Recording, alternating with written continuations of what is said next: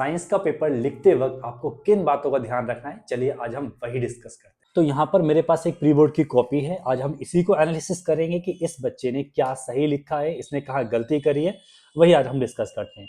ये section A वाला part है जिसके अंदर जो हमारे एमसीक्यू दे रखे हैं, हमारे बायोलॉजी वाले।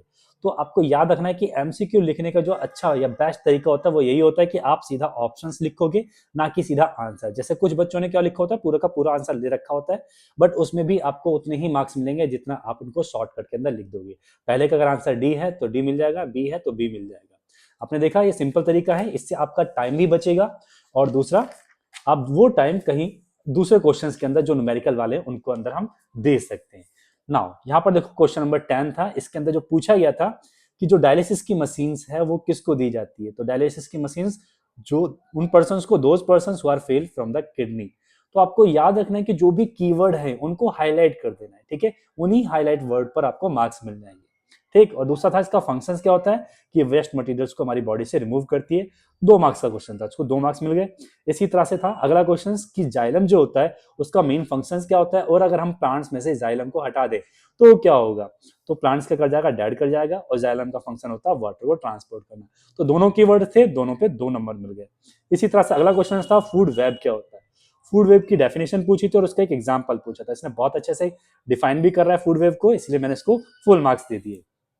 क्वेश्चन नंबर 13 था। इसमें 3 ग्लैंड्स दे रखी थी, एक थायराइड ग्लैंड्स, एक पैनक्रियाज ग्लैंड्स और एक हमारी थी एड्रेनल ग्लैंड्स। तीनों के फंक्शन पूछे थे, तीनों के हार्मोन्स पूछे थे, क्या क्या उनसे हार्मोन सीक्रेट होते हैं। तो इसमें बच्चे ने स्पेलिंग थोड़ी गलती कर रखी है, जैसे थायरोक्सिन की स्पेलिंग गलत है, यहाँ पर डायबिटीज की गलती है, तो मैंने यहाँ पर मार्क्स इसके काट लिए। तो आपको स्पेलिंग का भी ध्यान रखना है आंसर देते वक्त, ठीक है। और जो भी कीवर्ड होंगे उनको हमने हाईलाइट कर दिया है। तीनों में मैंने मार्क्स दिए हैं, बट यहाँ पर मैंने हाफ मार्क्स कट कर दिया, सिर्फ गलती किस वजह से, इस स्पेलिंग की वजह से। क्वेश्चन नंबर 14 यहाँ पर पूछा था कि मैंडल्स ने चूज क्यों किया पी प्लांट्स को, तो उसके रीजन भी दे रखे हैं, और उसके जो हमारे ट्रेड्स थे वो इसने अच्छे से एक्सप्लेन नहीं किए। यहाँ पर लॉ लिख दिए, यहाँ पर पूछे थे कौन कौन से ट्रेड्स उसके अंदर जनरली हम फाइंड आउट करते हैं, तो यहाँ पर नंबर नहीं दे रहेंगे।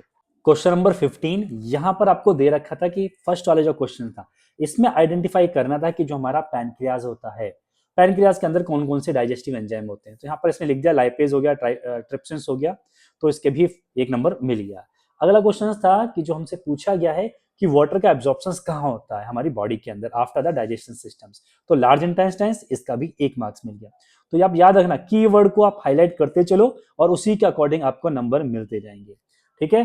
अगला क्वेश्चन सेम टू सेम था, यही था कि हमारी बॉडी के अंदर एक्सक्रीटरी सिस्टम्स किस तरह से वर्क करता है, तो उसने इसके पूरी की पूरी डेफिनेशन लिख रखी है, पूरा का पूरा किडनी का फंक्शन दे रखा है, तो उसको मैंने पूरे मार्क्स दिए। क्वेश्चन नंबर जो 16 था इसके अंदर पूछा गया था कि how the sexual reproduction contribute in the genetic variations.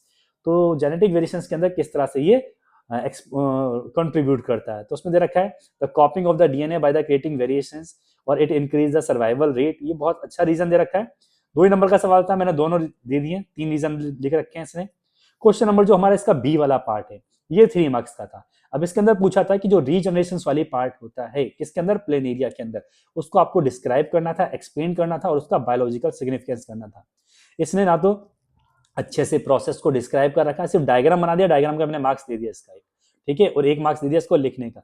इसका बायोलॉजिकल सिग्निफिकेंस वो इसने नहीं लिखा, तो उसका भी आप मार्क्स कटेगा, उसके भी नंबर कटेंगे। तो आपको याद रखना है पेपर के अंदर जितनी भी चीजें पूछी गई, अगर 3 चीजें पूछी गई हैं तो तीनों को ही आंसर करना है, ठीक है, क्योंकि वो हर एक चीज 1 मार्क्स की गिवन होगी। नाउ अगला क्वेश्चन देखते हैं, जो हमारा केमिस्ट्री पार्ट था ये भी इन्होंने एमसीक्यू लिख रखे हैं और एमसीक्यू लिखने का तरीका इसका ठीक है। यहाँ क्वेश्चन नंबर 25 को देखते हैं। क्वेश्चन नंबर 25 के अंदर यहाँ पर दे रखा है एमजीओ, इसका स्ट्रक्चर्स बनाना था ट्रांसफर ऑफ इलेक्ट्रॉन्स के थ्रू। तो इसने ये बिल्कुल गलत बनाया, क्योंकि हमें पता है एमजी के पास 2 इलेक्ट्रॉन होते हैं और ऑक्सीजन के पास 6 होते हैं, तो एक एमजी एक ऑक्सीजन को ही ट्रांसफर करेगा। फॉर्मूला लिख दिया इसने, 1 मार्क्स। इसका स्ट्रक्चर गलत था, इसलिए इसको 1 नंबर यहाँ कट गया। नाउ यहाँ पर पूछा था रिएक्टिविटी सीरीज होती क्या है, इसने रिएक्टिविटी सीरीज को लिख दिया, मैंने इसका 1 मार्क्स दे दिया, बट इसकी डेफिनेशन भी लिखनी थी और इसको डिफाइन भी करना था। डेफिनेशन में लिख देते कि जो इलेक्ट्रॉन्स को लूज करने की जो एबिलिटी होती है उसी के अकॉर्डिंग हम क्या करते हैं, सभी मेटल्स को अरेंज करते हैं, ठीक है, वो नहीं लिखा बट उसका मार्क्स कट जाएगा। नाउ अब हम आगे आते हैं क्वेश्चन नंबर 27 पे। अच्छा, इसी का सी वाला पार्ट्स था। इसके सी वाले पार्ट्स में पूछा था कि जो हमारे मेटल होते हैं वो हमारे गुड कंडक्ट होते हैं इलेक्ट्रिसिटी के, उसके पीछे रीजन क्या है, तो उसके पीछे रीजन होता है जितने भी मेटल होते हैं सबके पास फ्री इलेक्ट्रॉन्स होता है। तो बस एक ये कीवर्ड था जिसका हमने 1 मार्क्स इसको गिवन किया। इसका थर्ड वाला पार्ट इसने किया नहीं। क्वेश्चन नंबर 27 पे आ जाओ। कोरोजन की डेफिनेशन पूछी थी, कोरोजन की डेफिनेशन में जो कीवर्ड्स थे मैंने हाईलाइट करके मार्क्स दिए। इसमें पूछा था बी वाले पार्ट्स में कि अगर आयरन पर कोरोजन होता है तो वो हमारी होती है प्रोसेस रस्टिंग। रस्टिंग लिखना था, रस्टिंग नहीं लिखा इसने, बट इसने लिख दिया आयरन ऑक्साइड, तो ये भी इसका फुल मार्क्स मिल ही जाएगा। एक ही नंबर का सवाल था। अगला था जिसमें पूछा था कि सिल्वर सल्फाइड बनता है, इसने सिल्वर सल्फेट लिखा था। ये नंबर आपका कट जाएगा अगर बोर्ड का पेपर होगा। इस स्पेलिंग का ध्यान रखना है। फॉर्मूला ठीक लिखा है इसने और इसका कलर भी सही लिखा है क्योंकि उसके अंदर ऑब्जर्वेशन पूछी थी, तो ऑब्जर्वेशन क्या होगी, ब्लैक कलर का हो जाएगा। क्वेश्चन नंबर 28 की अगर हम बात करें, क्वेश्चन नंबर 28 में पूछा था कि कौन सी गैस निकलती है जब एक मेटल और एक एसिड की रिएक्शन होती है, तो हाइड्रोजन गैस निकलती है। 1 मार्क्स का था।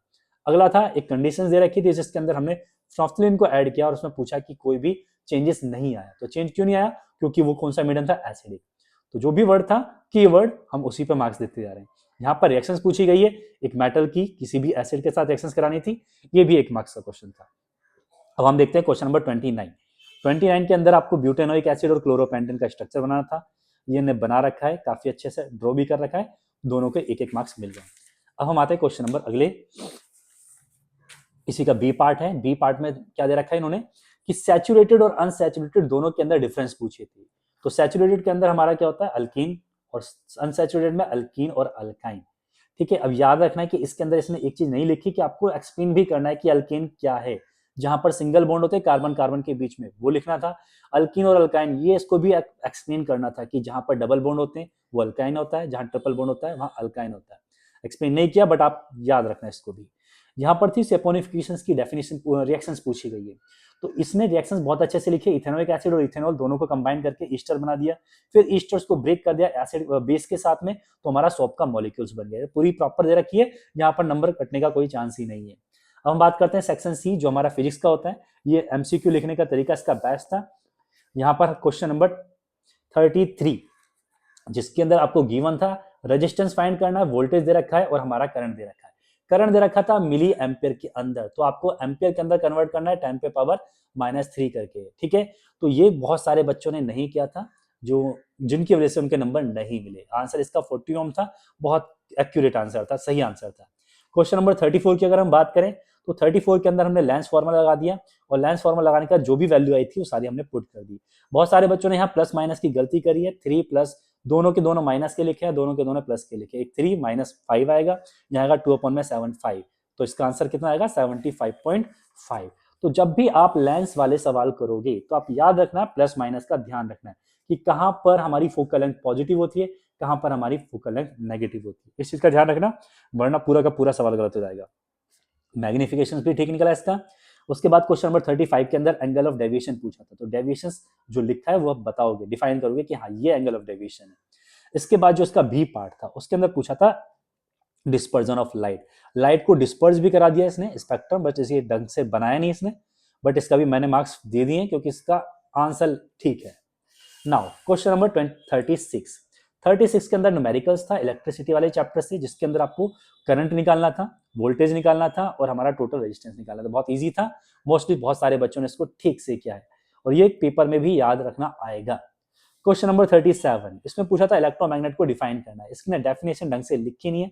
2 नंबर का सवाल था, मैंने इसको 1 ही नंबर दिया है क्योंकि इसने सिर्फ थोड़ा बहुत रीजन सही लिख दिया कि हाँ मैग्नेटिक फील्ड को हम क्या कर सकते हैं, सोलेनोइड में यूज होता है स्ट्रॉन्ग मैग्नेटिक फील्ड, अगर हम कैसे चेंज कर सकते हैं। ठीक है, तो इसी का मैंने 1 नंबर दिया, बाकी इसकी डेफिनेशन ठीक नहीं थी तो उसका नंबर मैंने नहीं दिया इसको। नाउ अब यहाँ पर दे रखा है डिस्पर्जन ऑफ लाइट, एक पूछा था फिनोमिना कि किस तरह से हमारा चेंजेस आएगा, तो डिस्पर्जन ऑफ लाइट हमारा 1 था। क्वेश्चन नंबर 2 वाले में पूछा था कि कौन सी लाइट सबसे ज्यादा डेविएट करती है, तो उसका आंसर था वायलेट, इसका फुल मार्क्स मिल गया। इसका जो सी वाला पार्ट था, सी वाले पार्ट्स में पूछा है कि जो भी डेविएशंस आएगा, डेविएशंस रिफ्रैक्टिव इंडेक्स के क्या रिलेशंस में आता है, तो आपको सिर्फ ये रिलेशन बताना था कि अगर रिफ्रैक्टिव इंडेक्स ज्यादा होगा तो हमारे डेविएशंस क्या होगा, ज्यादा होगा। रिफ्रैक्टिव इंडेक्स कम होता है तो डेविएशंस कम होता है। उसके साथ में डेविएशन जो भी हमारा लाइट रे डेविएट करेगी, जो हम प्रिज्म बनाते हैं, प्रिज्म के अंदर हम देखते हैं कि जो हमारी सबसे कम डेविएशन जिसके अंदर आता है उसकी वेवलेंथ हमारी क्या होती है, सबसे ज्यादा होती है, यानी कि रेड वाला होता है, और जो वायलेट वाला होता है उसके अंदर डेविएशन सबसे ज्यादा होता है, उसकी वेवलेंथ हमारी क्या होती है, सबसे कम होती है। तो बस ये लिखना था आपको कि अगर वेवलेंथ ज्यादा होगी तो ये हमारा डेविएशन कम होगा, तो ये इनवर्सली प्रोपोर्शनल हो जाता है डेविएशन के। ठीक है, तो बस ये रिलेशन लिख देते आपको 2 मार्क्स मिल जाते, सॉरी 1 नंबर का था ये, तो 1 मार्क्स मिल जाता। अब क्वेश्चन नंबर 39 पे आते हैं हम। 39 में क्या पूछा है, टंगस्टन के बारे में पूछा था, टंगस्टन की प्रॉपर्टी पूछी थी, हम उसका कहाँ यूज करते हैं, इसका हाई मेल्टिंग पॉइंट होता है, ये फिलामेंट में यूज किया जाता है, तो ये 1 मार्क्स पूरा मिल गया। सीरीज अरेंजमेंट घरों में यूज नहीं किया जाता, उसके पीछे रीजन, बाइफरकेट की स्पेलिंग इसने गलत लिखी है, यहाँ पर बोर्ड के अंदर नंबर जरूर नहीं मिलेगा, याद रखना, स्पेलिंग करेक्ट करनी है। और दूसरा क्या रीजन हो सकता है कि जो हम घरों में यूज करते हैं, डोमेस्टिक सर्किट जो यूज करते हैं, वो सीरीज इसलिए नहीं करते क्योंकि सीरीज के अंदर क्या होता है कि सारे के सारे रेजिस्टेंस एक ही वायर से अटैच होते हैं, अगर एक खराब होगा तो बाकी दूसरे रेजिस्टेंस के अंदर करंट नहीं जाएगा, ये मेन रीजन होता है। तो आपको ये भी लिखना था। इसका थर्ड वाला जो पार्ट था उसमें पूछा था कॉपर और एल्युमिनियम के, ये सबसे ज्यादा हम वायर बनाने में यूज करते हैं, इसके पीछे रीजन क्यों है, क्योंकि ये दोनों के दोनों, इनका एक तो हाई मेल्टिंग और बॉइलिंग पॉइंट होता है, ठीक है, इसका रेजिस्टेंस कम होता है, ये भी ठीक है, तो दोनों आंसर ठीक लिखे थे, फुल मार्क्स मिल गए। अगला था हमारा heating law, joules law of heating. तो जूल्स लॉ ऑफ हीटिंग की आपको इक्वेशंस लिखनी है, इक्वेशंस लिखने का आपको 1 नंबर मिल जाएगा, और 1 नंबर आपने तीनों को अच्छे से डिफाइन किया कि heat directly proportional to the square of heat, resistance and temperature, तो इसके भी 2 मार्क्स मिल गए। ठीक है, तो उम्मीद है आपको समझ में आ गया होगा कि आपको क्या गलती नहीं करनी है बोर्ड के पेपर के अंदर।